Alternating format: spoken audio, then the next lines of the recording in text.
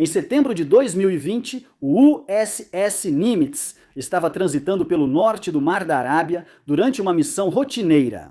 A vida a bordo do porta-aviões seguia sua estrutura habitual. Turnos programados, corredores silenciosos e marinheiros passando por longos turnos que se misturavam uns aos outros. Naquela noite, o técnico de sistemas de informação de segunda classe, Ian McKnight, estava de serviço, designado para um posto de vigilância normal e realizando um trabalho que já havia feito muitas vezes antes. Em algum momento durante aquele turno, Ian McKnight desapareceu. Nenhum alarme foi acionado naquele momento. Ninguém testemunhou uma queda, nenhum som marcou o evento. Quando o próximo turno chegou, eles descobriram que o posto de vigilância estava desatendido. Uma contagem confirmou o que o espaço vazio já sugeria. O marinheiro estava desaparecido do navio. A Marinha se refere a incidentes como esse como queda silenciosa ao mar, sem um horário ou local confirmados. Os esforços de busca se tornam um exercício de estimativa, calculando correntes, vento e as horas já perdidas. Dentro da curta janela de tempo, a possível área de busca já havia se expandido além da visibilidade. Pelas próximas 48 horas, o United States Ship Nimitz e o United States Ship Princeton realizaram operações de busca coordenadas nas águas ao redor. Aeronaves foram lançadas, varreduras de radar foram feitas continuamente. Todas as medidas disponíveis foram tomadas, mas o mar não ofereceu respostas e a busca foi eventualmente encerrada. Nós frequentemente falamos sobre a queda de 60 pés como uma altura, mas o que importa mais é a velocidade. Quando um marinheiro cai do convés de voo e atinge a superfície, seu corpo está se movendo a aproximadamente 64 a 72 km por hora. Em um momento, há aço sólido sob suas botas. Em seguida, a água atinge seu corpo como concreto, tirando fôlego, orientação e controle instantaneamente. Nessa velocidade, o oceano não é algo em que você cai, é algo com o qual você colide. Essa água não age como um líquido, ela age como um fluido não newtoniano. Se você bater com os pés primeiro e os dedos apontados, talvez sobreviva com os tornozelos despedaçados. Se bater de corpo reto, a água cria uma força de desaceleração enorme que pode fazer os órgãos internos se soltarem dos tecidos conjuntivos. Isso é conhecido como arrancamento de órgãos. Se alguém sobrevive ao impacto, o corpo não entra suavemente na água, ele entra em pânico. No momento em que a pele entra em contato com a água do mar, a 40 graus, o sistema nervoso assume o controle. Não há tempo para pensar, nem chance de se preparar. O peito se abre em um suspiro involuntário. Isso acontece, queira você ou não, se o seu rosto estiver debaixo d'água. Nesse primeiro segundo, a água entra em vez do ar e só esse momento pode decidir tudo. Nesse estágio, não depende mais da força de vontade, mas se o corpo ainda responde ao cérebro. Quando o chamado homem ao mar finalmente é feito, o navio não para no lugar. Um porta-aviões pesa quase 100 mil toneladas e toda essa massa continua avançando, não importa o que os motores façam. Mesmo com toda a potência em marcha a ré, o navio segue por quilômetros, empurrando a água como se nada tivesse mudado. Na ponte de comando, o foco muda para trazer o navio de volta sem adicionar novos riscos. O leme executa a manobra Williamson, feita para inverter o curso e afastar o marinheiro das hélices. O leme é totalmente girado para um lado. O marinheiro caiu na água, então o leme afasta a polpa da área onde ele pode estar. Após o porta-aviões atingir cerca de 60 graus em relação ao rumo original, o leme é jogado com força na direção oposta e o navio começa a fazer uma curva de volta pelo mesmo caminho que acabou de percorrer. A água revolvida de sua esteira se torna um ponto de referência aproximado, um dos poucos sinais visíveis de onde uma pessoa ainda pode estar. Durante a curva do navio, um helicóptero MH-60S Seahawk decola do convés de voo. As equipes de esquadrões, como os Sabres ou os Falcões Dourados, seguem direto para a última posição conhecida. Eles voam baixo e devagar, atentos à superfície, buscando movimento, mudança de cor ou algo estranho às águas abertas. Quando algo é avistado, o helicóptero paira e o nadador de resgate é baixado até o mar. Para o marinheiro na água, esse nadador é mais do que apenas um par de mãos. Muitos sobreviventes depois descrevem o mesmo momento: ver as nadadeiras tocarem a superfície, ouvir o rotor acima e perceber que alguém os encontrou. O corpo começa a se acalmar, a respiração se estabiliza e o pânico, lentamente, perde o controle. A esperança nesses momentos ajuda a manter o corpo funcionando tempo suficiente para sobreviver. Agora, cair de um submarino nuclear é um tipo totalmente diferente de terror, diferente do porta-aviões. Um submarino fica baixo em relação à água. Você não está caindo de 18 metros, está caindo de 4,5, mas está caindo em um vazio. Quando um submarino se move a 20 nós, ele cria um efeito Venturi ao longo do casco. A água não te empurra para longe, mas te puxa em direção à grande hélice de bronze de 7 pás na popa. Essas hélices são tão grandes e movem tanta água que criam bolsões de cavitação, que são basicamente áreas de baixa pressão capazes de puxar o corpo de uma pessoa para dentro das lâminas. Antes mesmo de a ponte perceber que você sumiu, os submarinos também enfrentam a crise de visibilidade. Um submarino é preto fosco e projetado para ser invisível. Então, quando ele faz a volta para te procurar, não tem vigias em pontos altos. Ele está procurando a partir da linha d'água. Se as ondas tiverem apenas 1 metro de altura, uma cabeça humana se torna impossível de ver. Por isso, submarinistas usam luzes estroboscópicas nos equipamentos. Um pequeno LED piscando é a única coisa que separa um resgate de um desaparecimento permanente. A Marinha não depende de métodos improvisados durante um resgate.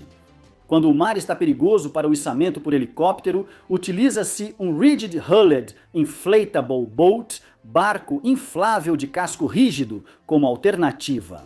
Projetado para águas agitadas, ele é baixo, rápido e manobrável, permitindo que as equipes se aproximem da busca com precisão. Movido por 2 motores a diesel, um Rigid Hulled Inflatable Boat pode atingir velocidades de até 40 nós. Sua tripulação é treinada para resgatar um marinheiro sem parar o barco, usando uma manobra de recolhimento já praticada. Isso exige coordenação precisa entre piloto e tripulante responsável pelo resgate. O que acontece se o marinheiro não estiver na superfície e se o homem ao mar for, na verdade, toda a tripulação presa? O sistema de resgate submarino, mergulho e recompressão, sistema de resgate submarino, mergulho e recompressão entra para ajudar. Ele vai além de uma simples campânula de mergulho. É um sistema pressurizado portátil que pode ser carregado em uma embarcação civil disponível em poucas horas. O sistema utiliza o módulo de resgate pressurizado ou módulo de resgate pressurizado. Apelidado de Falcão, é um veículo operado remotamente por cabo que desce até um submarino afundado. Ele se acopla à escotilha de escape, criando uma vedação à prova d'água. Ele pode resgatar 16 marinheiros de profundidades de até 600 metros, onde a pressão esmagaria um humano como uma lata de refrigerante. Mas o resgate não termina quando eles chegam à superfície. Esses marinheiros estiveram sob alta pressão. Se abrir a porta, o sangue deles vai ferver com bolhas de nitrogênio. Com isso, o sistema de resgate submarino, mergulho e recompressão inclui um sistema de transferência sob pressão, permitindo que os marinheiros se movam diretamente do submarino de resgate para uma câmara de descompressão sem nunca entrar em contato com o ar externo. Cada ferramenta, procedimento e membro treinado colaboram para resgatar marinheiros em situações onde métodos normais falhariam. É tecnologia e habilidade desenvolvidas para enfrentar o próprio oceano. Agora voltando para Ian McKnight. Após 48 horas, a Marinha encerrou as buscas. Por quê? Porque a matemática do oceano é cruel, baseada na temperatura da água e no modelo de deriva, que é um programa de computador chamado Search and Rescue Optimal Planning System. A Marinha pode prever com 99% de precisão quando um corpo humano deixará de ser viável. Quando esse relógio chega a zero, a missão muda de busca e resgate para busca e recuperação. A Marinha não para porque quer, ela para porque o oceano já venceu. É um momento de silêncio profundo no navio, quando finalmente é dado o sinal de tudo limpo, mas o marinheiro não voltou a bordo. É um paradoxo do serviço naval que mares calmos sejam muitas vezes os mais perigosos, em ondas fortes. Os marinheiros, atentos e presos às linhas de segurança, usam equipamentos de flutuação em águas calmas como espelho. No entanto, a complacência se instala. A análise de 50 anos de relatórios de Homem ao Mar da Marinha mostra que 90% das fatalidades acontecem em condições calmas. Num porta-aviões, o marinheiro pode se inclinar na passarela ou se aproximar da borda, achando o convés seguro. Eles escorregam, não há o barulho das ondas para marcar a queda e nenhum alarme imediato quando o incidente é percebido. A área de busca pode se expandir de alguns poucos quilômetros quadrados para uma zona maior do que Rhode Island, tornando o resgate exponencialmente mais difícil. Sistemas como o sistema de recompressão para resgate de submarinos não surgiram da noite para o dia. Eles nasceram de tragédias. Em 1963, o USS Thrasher implodiu a 400 metros de profundidade, matando 129 a bordo. Pior ainda, a Marinha não tinha como alcançar um submarino incapacitado ou resgatar sua tripulação. Esse desastre levou ao programa SubSafe, que estabeleceu padrões de engenharia rigorosos para submarinos e a criação do Comando de Resgate Submarino. Suas raízes vão ainda mais longe, até o resgate do United States Ship Squalys, em 1939, quando mergulhadores, usando o primitivo sino de resgate McCann, retiraram 33 homens do fundo do oceano em condições de frio extremo e completa escuridão. Hoje, ROVs com câmeras e braços hidráulicos realizam resgates semelhantes em minutos, tarefas que antes levavam horas de esforço arriscado para os socorristas.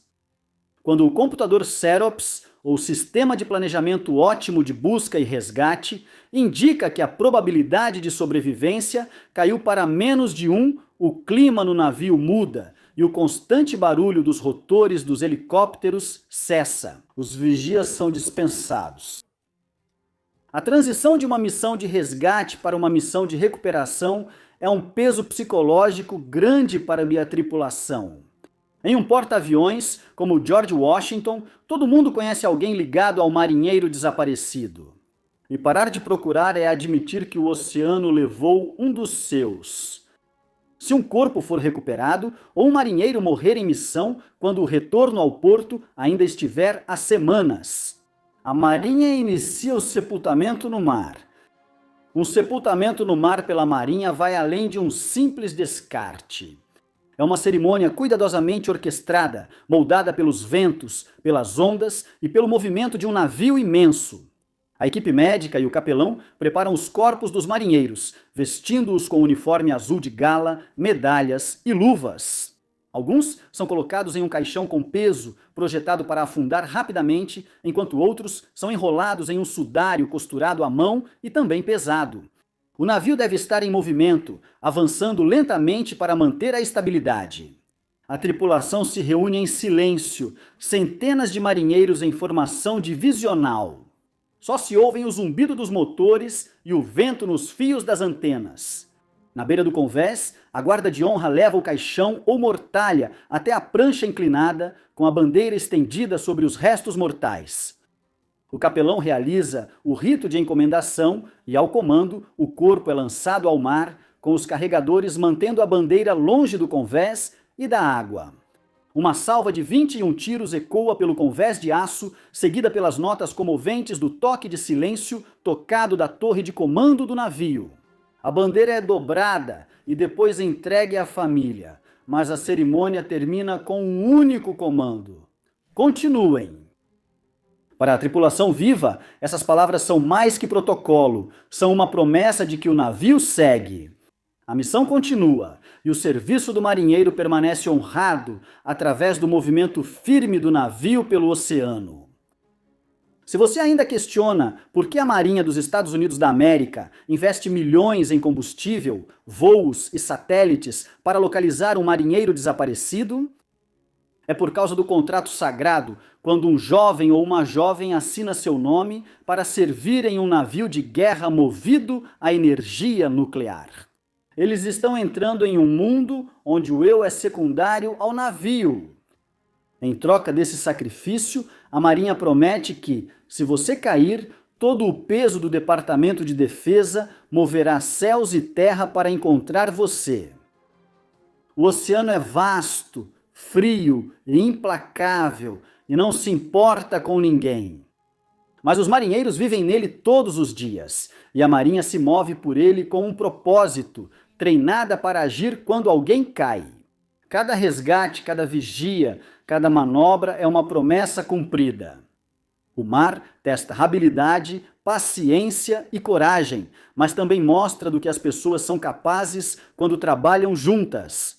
Aqui fora, navio, tripulação e água estão interligados. A Marinha honra as velas e respeita o oceano, sabendo que ambos exigem atenção, cuidado e respeito. Da próxima vez que você vir uma foto de um porta-aviões, olhe além dos caças e das enormes antenas de radar. Olhe para as passarelas, olhe para os marinheiros em pé, de guarda na fileira dos abutres.